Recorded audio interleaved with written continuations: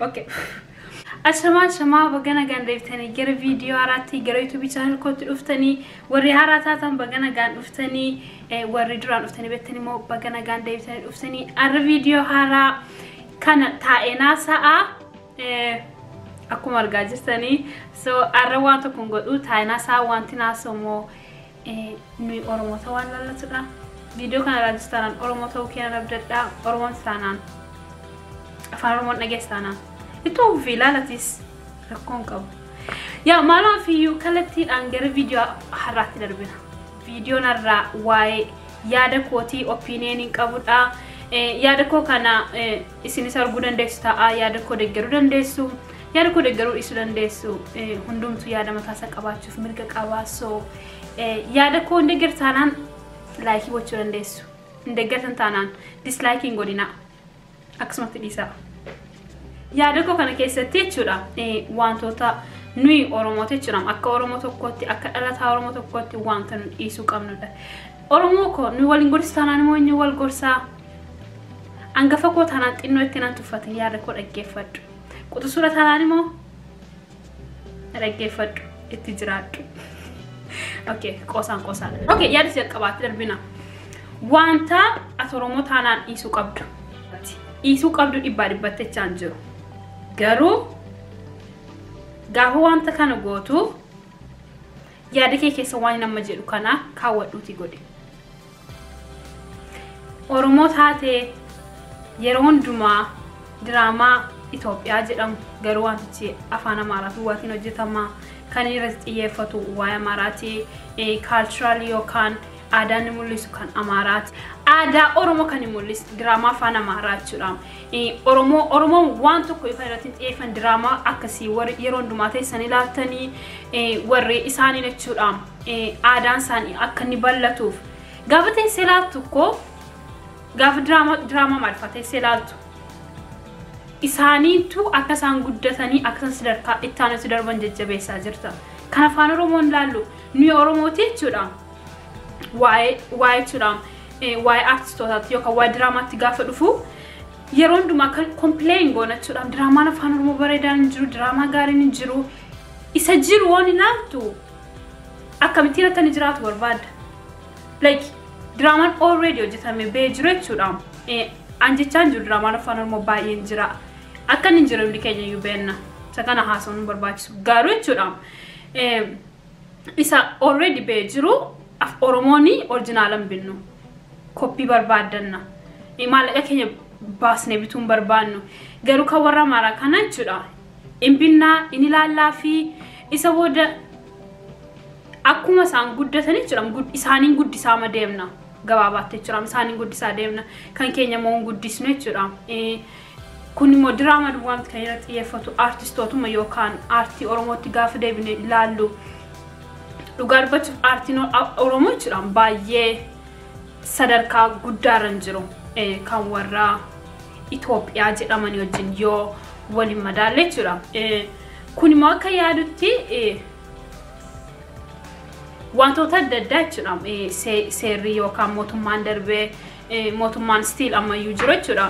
Isa kana akka inni hin guddanne godheera. Haa ta'uyyuu malee garuu akka dhalataa Oromoo tokkotti ati maal gooteetta jechuudha. Aadaa sana guddisuuf, artistoota Oromoo jajjabeessuuf, artistoota Oromoo guddisuuf maal gootee jirta jechuudha.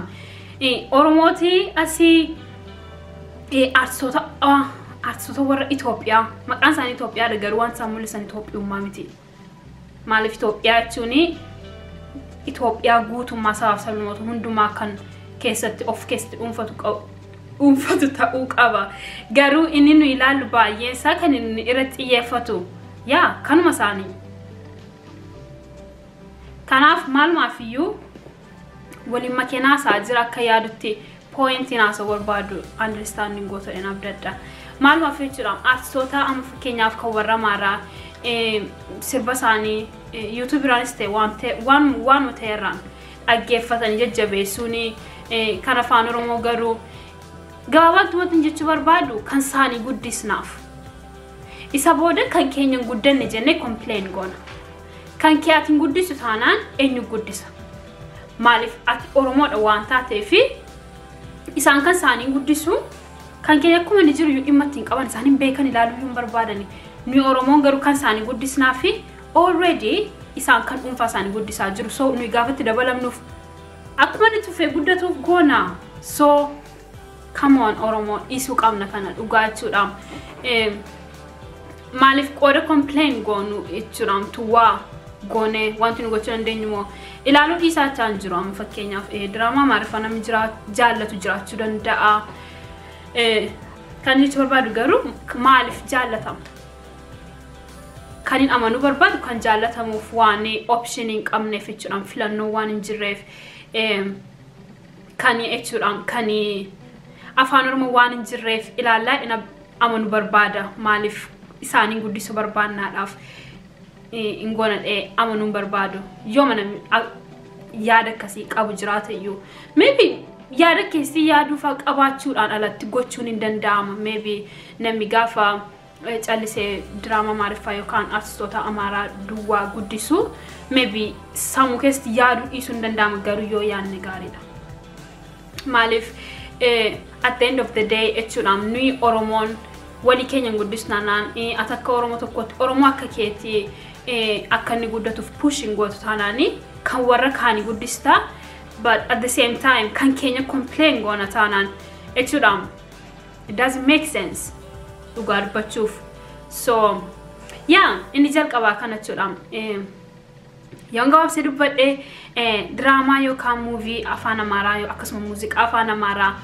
dhaggeeffachuu dhiisaa jaan jiru garuu gaafa dhaggeeffattan maal akka gochaa jirtan isa booda isa dhaggeeffatu taanaan kan afaan Oromoo hin jiru jettanii yookaan sadarkaan guddinaa isaa xiqqoodha jettanii complaining godhina maaliif isa gochuu dandeessu already ati gochaa jirtu waan ta'eef ati gochuu taanaan immoo eenyu akka godhu barbaadda warri amaaraa yoomiyyuu taanaan muuziqaa afaan Oromoo dhufanii dhaggeeffatanii yookaan bitanii akkasuma immoo movie afaan Oromoo bitanii siin guddisanii like Oromoon kan kiyaatiin guddistaanaan isaan dhimma istiin qabanii kana beekuu qabna jechuudha gabaabamatti so yeah inni jalqabaa inni lammaffaa walii galtisaa kanadha isa booda sattaalutti darbe inni taan immoo modeloota Oromoo yookaan immoo artistootuma Oromoo jechuudha hammam keessantu isaanii jajjabeessa hammam keessantu immoo warra amaaraa jechuudha waan xiqqoodhaan like waan guddaa ta'uu qaba fakkeenyaaf jara follow gochuuni I don't know like gochuuni page isaanii kan afaan Oromoo kan meeqa gootu kan isaanii meeqa gootu yaada an jibba jararraa qabaadhee miti jibba eenyurraa qabaadhee miti garuu akka Oromoo tokkootti dirqama qabna hundi keenya isarratti dabalee immoo gaafa complain goonu so maalirratti akka complain goonu yaaduun barbaachisaa mu jedheen akkuma jalqaba jedhe kun opinion kooti kun yaada kooti jechuudha yaadan qabu kana maybe nam hundumtuu akka barbaadetti hiikachuu danda'a jechuudha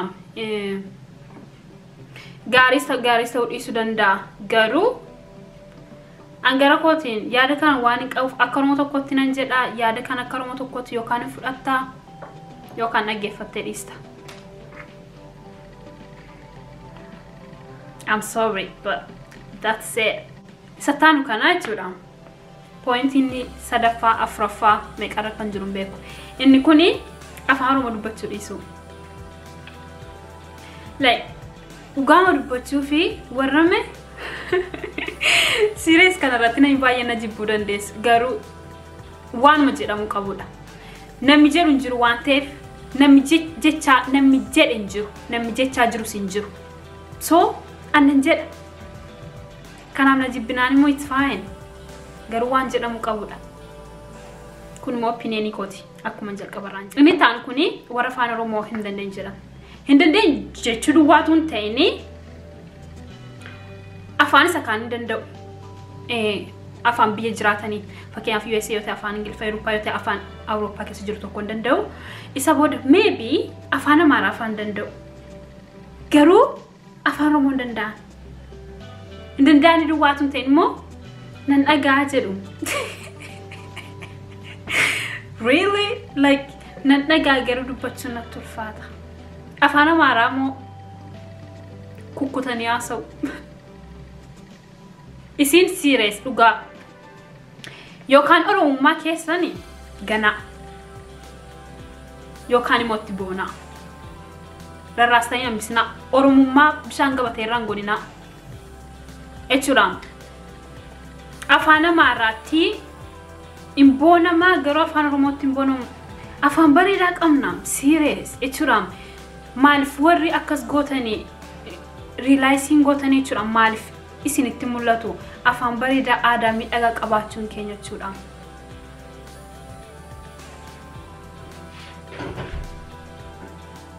Serious kuni ana trying to understand you guys jechuudhaan amma naa danda'ametti hubachuu yaaleera serious garuu hubachuu man dandeenya maaliif afaan Oromoo fedhiisaa qabaannaan eenyuyyuun barata. Fedhiisaa jaalasaa qabaannaan jechuudhaan biyya alaatti dhaladhu eesti dhaladhu Finfinneetti dhaladhu fedhiisaa qabaannaan inuma dandeessa. Majority isaanii yookaan baay'een keessa warra akkas jettanii inuma beektu. Ittuma boonuu hin dandeenya duwwaadha. Maaliif ittiin boontan? Eenyummaa keetiin eenyummaa keetti erga hin boonne eenyummaa keetti erga hin boonne afaan keetti erga hin boonne maalitti boontaa? Please maaloo warra akkas gootan dhiisaa. Meaning hin qabu pointiin isaa maalidha? Afaan Oromootu dandeessu hin danda'u jechuun. Afaan keetu beektu hin beeku jechuun. What's the point? Point isaatu naan galle kana maaliif? Kanaafi gabaabaamatti dhiisaa. Afaan keessanitti, aadaa keessanitti, eenyummaa keessanitti boonaa. Yaa warra akkas gootan dhiisaa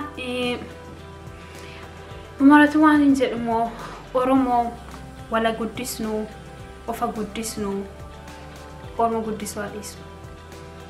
Eessumaan hin beekaan gaafan kana jedhu maybe waan akkan jibba wayii warra Habashaa yookaan Itoophiyaa ofiin jedhan irraa qabu fakkaachuu danda'a. Dhugaama isa jibba irraa qabaadhee miti. Garuu isaan waan godhanii qabanii waan barbaade yoo ta'e ofii keenyatti naara nu Oromootti jechuudha. So beekaan baay'ee keessa galeenaa isaa ture viidiyoo kanarratti namni hundumtuu yaada nama tokko fudhachuu yoo dhiiseyyuu kabajuun gaariidha. Kunis yaada kooti. Akka ta'uu qabudhas kun jechuudha. Yaada walii fudhachuun barbaachisu garuu yaada walii dhaggeeffachuun gaariidha. Hin ta'aaf taanaan immoo itti fayyadamuun gaariidha. Hin ta'u taanaan immoo gatuunis filannoodha. Just saying. Yaa maalumaaf iyyuu viidiyoo kana akkatti enjoy gootan baay'ee akkatti bohaartanii akkasuma immoo akka sirriitti waan raawwattan kana immoo akka sheerii walii gootanii akkasuma immoo amma ammaatti hin goone taanaan gara mirgaa yookaan gara bitaa kanatti buutanii channel ko subscribe godhaa. Viidiyoo kana immoo jaallatanii taanaan please like godhaa akkasuma immoo yaada keessan comment jalatti godhaa. Serious natti himaa jechuudha. Yaadan jedhe kanarratti yaada akkamii qabdu jechuudha. Yaadin jedhe kun agree gotu jechuudha. Yaadan jedhe kana isinis yaada akkasii qabdu moo kun yaaduma koo duwwaadha. So maalumaaf viidiyoo kanatti akka bohaartan baay'ee naddadhaa. Viidiyoo itti aanutti amma deebinee wal arginutti nagaatti tura.